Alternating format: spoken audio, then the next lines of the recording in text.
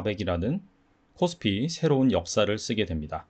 대통령 담화를 통해서 PBR 정상화, 대주주 양도세 요건 완화가 구체화되면서 매수세가 몰린 까닭이죠. 추가로 이 미국의 실물 경제 지표가 확연하게 둔화된 것으로 나타나면서 금리 인하 기조가 역시 지속될 것으로 인식이 되면서 이 부분도 이 시장의 상승을 이끌었습니다. 그렇다면 누가 이렇게 코스피 지수를 끌어올렸느냐? 바로 외국인이죠. 무려 지난주 금요일에 1조 4천억 원 정도를 순매수를 했고요. 지난주 5일간 연속 계속해서 사들였는데 합산하면은 약 4조 정도 됩니다. 이 코스피 최고가의 1등 공신이라고 볼 수 있겠죠. 그렇다면 이 외국인들이 어떤 주식을 사들였는지 지금이 중요하거든요. 새로운 지수 연역대에 진입을 했는데 외국인이 엄청나게 샀습니다. 그러면은 이 외국인이 사들인 주식이 앞으로 향후 주도주가 될 가능성이 많습니다. 그래서 오늘은 여기에 대해서 살펴보도록 하겠습니다. 자, 지난주 외국인 순매수 상위 업종입니다. 자, 거두절미하고 반도체를 정말 엄청나게 사들였다. 여기에 몰빵을 했다. 올인을 했다. 라고 해도 과언이 아닙니다. 코스피 시장에서 반도체를 무려 70% 정도 담았고요. 그 다음엔 기계, 에너지, 인터넷 순입니다. 이러한 흐름은 코스닥 시장에서도 마찬가지입니다. 코스닥에서도 보시다시피 이 반도체만 44%, 제약과 바이오도 좀 많이 담았네요. 28% 정도 담았습니다. 일단 코스피 시장에서 반도체 비중이 30%예요. 근데 70%를 담았다는 것은 확실하게 오버웨이트를 했다. 코스닥 시장에서도 반도체, 2차전지, 제약과 바이오 등 이 기술주 섹터들이 상위권을 차지하고 있는데 하나가 그렇게 비중이 크진 않거든요. 반도체가 10% 내외 됩니다. 근데 반도체를 무려 44%를 담았다라고 하는 것 자체는 그만큼 반도체에 올인을 했다라고 볼 수 있는 대목이죠. 자, 이유를 살펴보면요. 첫 번째, 최근에 이 국내외 증권사에서 메모리 반도체가 내년에 이 쇼티지가 발생할 것이다 라고 발표를 했습니다. 이거는 HBM, 이거는 원래 그렇게 쇼티지고 레거시, D램 쪽에서도 쇼티지가 많이 발생할 것이다 라고 보고서를 내놨습니다. 그리고 SK 하이닉스가 HBM4 세계 최초로 양산체제를 확립했다라는 발표를 했죠. 자, 이런 부분 때문에 반도체 쪽으로 매기가 쏠렸고요. 세 번째가 가장 중요합니다. 한동안 이 반도체가 소외되어 있었습니다. 물론 SK 하이닉스라든지 특정 기업들 같은 경우에는 계속해서 시장의 스포트라이트를 받았었죠. 하지만 삼성전자도 상대적으로 많이 소외가 되어 있었고요. 자, 그러다 보니까 소부장은 이루 말할 수도 없었죠. 계속해서 바닥을 기고 있었습니다. 근데 이 지수가 새로운 영역대에 진입을 하면은 기존의 그런 주도주들도 바뀔 가능성이 매우 높거든요. 한 3200까지는 금융이라든지 지주회사라든지 그리고 조방원, 조선방사원전, 자, 그런 기업들이 이끌고 왔다라고 한다면은 여기에서 한 단계 더 치고 나가기 위해서는 새로운 주도주가 발생을 해야 돼요. 즉 투자자들로 하여금 순환매를 발생시킬 수 있을 만한 트리거가 필요한데, 자, 그게 바로 한동안 소외되어 있었던 이 반도체 쪽에서 나타나고 있는 상황이다 라고 볼 수가 있겠죠. 자, 그렇다면 외국인이 구체적으로 어떤 주식을 사들였는지 대표적으로 이 세 가지에 대해서 알아보도록 하겠습니다. 자, 첫 번째 기업은 바로 SK 하이닉스입니다. 외국인이 무려 1조 원 이상을 순매수했는데 여긴 1조 원 이상이라고만 나와 있는데 구체적으로 말씀드리면은 1조 9,932억 원어치를 지난주 순매수를 했습니다. 코스피 단연 1위고요. 9일 연속 순매수한 겁니다. 2위는 삼성전자이긴 한데 삼성전자보다 하이닉스를 훨씬 많이 샀습니다. 일단 첫 번째, HBM이 가장 중요하겠죠. 엔비디아의 차세대 AI 칩인 루빈 출시 및 양산 시점에 지연이 없다. 이 부분이 확인이 됐습니다. 그 얘긴 즉슨 HBM4 역시 빠르게 원래 예정대로 진입을 해서 수익성에 기여할 수 있다. SK 하이닉스의 이익률에 기여할 수 있다. 이 부분이 되겠죠. IT 기기 같은 경우에는 계속해서 신제품이 나오면서 단가를 올립니다. 자, 반면에 기존 제품 있죠. 이를테면은 HBM3E 제품 같은 경우에는 원래 출시 가격이 한 10,000원이었다 라고 한다면은 시간이 지나면서 계속 8,000원, 6,000원 떨어질 수밖에 없습니다. 그게 IT 이 제품의 숙명입니다. 그렇기 때문에 계속해서 신제품을 출시를 해야 되는데 예전 같은 경우에는 이 루빈 출시가 지연된다, 불투명하다 이런 이슈가 나오면서 2026년 SK 하이닉스의 수익성, 이익률에 불확실성이 커졌었죠. 하지만은 이 부분이 일단락이 됐습니다. 이 불확실성이 해소됐기 때문에 HBM4가 2026년에 본격적으로 들어간다라고 한다면은 SK하이닉스의 수익성에 도움이 될 것으로 예상이 되고요. 그리고 타이밍이 좋게 하이닉스가 세계 최초로 HBM4 양산 시설을 갖췄다고 발표를 했어요. 대역폭이 확대됐고요. 전력 효율이 개선되면서 AI 칩의 성능을 69%까지 높일 수 있다라고 밝혔습니다. 자, 이에 따라서 SK하이닉스가 엔비디아의 그 협상 과정에서도 뭐 그렇게 지고 들어갈 것 같지는 않고요. ASP가 오르면서 2026년에도 이 볼륨 성장 플러스 수익성도 견조하게 이어질 것으로 전망이 됩니다. 그리고 HBM 수급 역시 2026년에도 여전히 타이트할 것으로 전망이 되고요. 자, 이게 중요해요. 이 가운데 범용 메모리도 업황이 개선될 것으로 예상이 됩니다. 내년 하반기부터 서버용 D램 교체 수요가 도래할 예정이에요. 이 서버용 D램 때문에 반도체 사이클이 언제 있었냐면 2018년도에 있었거든요. 근데 이 서버용 D램 교체 사이클이 5년 내지 7년입니다. 그래서 2년 전에 한번 이 D램 슈퍼 사이클 다시 온다 그런 말 많았지만 결국 안 왔거든요. 그때 이 빅테크들이 서버용 D램을 적극적으로 교체하지 않았기 때문인데, 자, 이제는 미룰 수 없다. 이젠 드디어 다시 한번 교체 사이클이 왔다라는 주장입니다.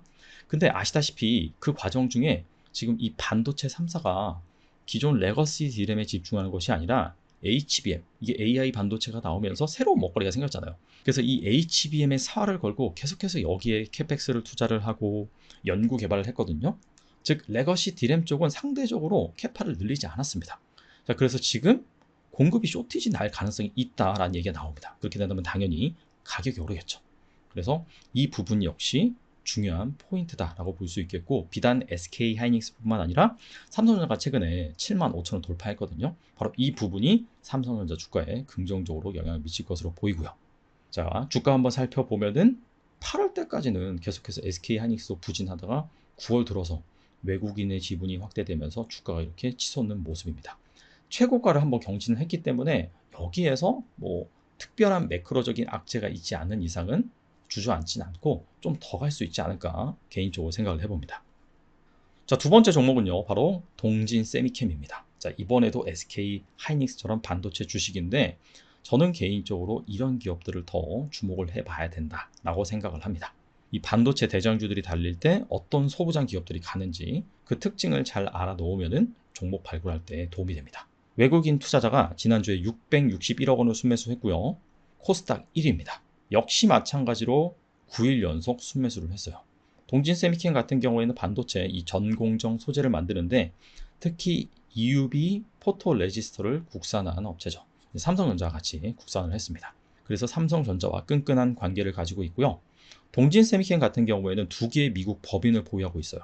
동진 세미캠 텍사스, 그리고 DSM 세미캠인데 DSM 세미캠 같은 경우에는 삼성물산과 합작을 했습니다. 특히 동진 세미캠 텍사스 법인 같은 경우에는 포토 레지스터를 생산하거든요. 근데 이 공장이 삼성전자가 최근 이 테슬라와 22조 8천억 원 규모 계약을 맺은 이 삼성전자의 이 테일러 공장과 거리가 불과 59마일입니다. 자동차 타고 1시간이면 갈 수 있어요. 일론 머스크가 그랬죠. 자기 기가팩토리에서 1시간 정도면은 삼성전자 테일러 공장에 갈 수 있다. 그러니까 일론 머스크의 그런 기가팩토리와 비슷한 위치에 있다라고 보시면 되고, 이 얘기는 뭐냐? 바로 이 테일러 공장이 본격적으로 가동에 들어가면은 동진 세미캠 텍사스 법인의 매출이 늘어날 수밖에 없다. 그리고 테슬라와 22조 8천억 원 규모의 대규모 계약을 체결했기 때문에 동진 세미캠의 그런 소재가 뭐 술이 망가지거나 아니면 치명적인 결함이 발생하지 않는 한 계속해서 이 납품이 될 것이다. 바로 그 부분이죠. 그래서 내년부터 본격적으로 실적이 좋아질 것으로 예상이 됩니다. 자, 그렇다면은 내년에 당연히 이 모멘텀을 받을 수가 있겠죠. 실적 관점에서요. 그리고 이 경영권 분쟁 점화 가능성이 있는데 이 부분 같은 경우에는 이게 뭐 장점도 되고 단점도 될 수 있을 것 같아요. 주가 측면에서. 올해 이 창업 중인 이부섭 회장이 별세를 했습니다. 차남이 회장입니다. 이준혁 회장이 지분 36%를 보유하고 있는데 장남 이준규 부회장 같은 경우에는 5%만 보유하고 있어요. 그래서 이 회장이 부회장에게 현금 1,000억 원과 이 발포제 사업부 인적 분할을 제안했으나 이를 거부했다는 후문이에요. 그렇다면 경영권 분쟁이 다시 한번 수면 위로 올라올 수가 있습니다. 아시다시피 이 경영권 분쟁 나오면은 서로 이 지분 다툼하면서 뭐 지분 확보 경쟁, 공개 매수, 그 다음에 뭐 우군, 뭐 이런 식으로 계속해서 출현시키면서 몸값을 올리거든요. 자, 이런 가운데 주가가 오르면서 변동성이 커질 가능성이 있습니다. 자, 이 부분은 염두를 해두실 필요가 있고요. 동신 세미캠이 기업은 괜찮은데 IR을 정말 너무 안 합니다. 이 주주 환원 정책 본격적으로 지금 시행이 되고 있는데 동진 같은 경우에도 여기에 잘 동참을 했으면 좋겠어요. IR 활동 안 하는데 그 덕에 밸류에이션이 좀 낮은 편이에요. 자, 최근 주가 현황을 보면은 이렇게 9월 들어서 확 솟은 걸 알 수 있죠. 외국인이 무려 한 일주일간 지분을 4%포인트나 올렸습니다. 본격적으로 뭔가 이 주식을 좋게 본다라는 시그널이라고 볼 수 있겠죠. 자, 마지막 기업은요, HD 현대일렉트릭입니다. 외국인 투자자가 지난주에 1,000억 원 정도로 순매수를 했고요. 4일 연속 샀습니다. 코스피 8위에 해당이 됩니다. 자, HD 현대일렉트릭 같은 경우에는 여러분도 잘 아시죠? 작년부터 이 전력기기라고 해서 주가가 많이 올랐어요. 많이 올랐는데 여기에서 지금 더 가고 있습니다. 일단 미국에서 이 전력말 증설, 교체 수요가 본격적으로 발생하면서 초고압 변압기 수요가 장기간 견조할 것으로 예상이 되는데 이것도 대체제가 없어요. 업계 특성상 증설, 숙련 인력이 확보가 어려워서 우리나라 인력이 가서 또 시공을 해주고, 자, 그러다 보니까 타이트한 공급이 지속될 가능성이 있습니다. 그리고 이 미국이 주요 매출입니다. 지금 현재 미국 매출이 2분기 기준으로 35% 수준인데 수주 잔고 비중은 64%입니다. 즉 수주를 받으면은 2년 후에 매출로 반영이 되거든요. 2027년까지 점진적으로 이 미국향 매출이 계속해서 상승할 것으로 예상이 되고요. 그러다 보니까 미국에 이미 생산 판매 법인을 보유하고 있습니다. 미국 엘라바마 공장 현재 초고압 변압기 생산 캐파가 100대 정도 되는데 내년 말까지 150대로 확장할 계획이고요. 물론 국내에서 수출하는 물량이 있기 때문에 이 관세 리스크를 피해 갈 수가 없습니다. 하지만 앞서서 말씀드린 것처럼 대체제가 없습니다. 미국이 그렇다고 중국 걸 쓸 건 아니거든요. 자, 그래서 우리나라 인력이 가서 또 시공도 해줘야 되고, 즉 공급자 우위의 시장이기 때문에 오히려 이 관세 부담을 이 판가 인상으로 대체할 수 있는 가능성이 있다. 최근에 이 한미 정상회담 이후에 아직까지 이 협상 결과가 문서화가 되지 않고 있고 이민 단속국에서 우리나라 근로자들을 또 이 불법 체류다라고 해서 체포한 이슈가 있잖아요. 그래서 뭔가 협상이 잘 이루어지지 않고 즉 관세 25%로 계속 갈 가능성이 점점 커져가고 있는 상황인데 이렇게 현대일렉트릭처럼 미국의 공장이 있고 그 다음에 이 판가 전가가 가능한 이런 기업들이 앞으로도 더 부각받을 수 있을 것 같아요. 그리고 이 변압기 다음으로는 주목해 봐야 되는 게 친환경 가스 개폐 장치라고 GIS가 있습니다. 이 GIS 같은 경우에는 아무래도 친환경 관련이다 보니까 미국보다는 유럽에서 계속해서 수요가 발생할 것으로 예상이 되는데 이 부분 아직까지는 본격적으로 매출이 나오지 않고 있지만은 내년부터 본격적으로 이 부분과 관련해서 이 모멘텀이 발생할 수가 있습니다.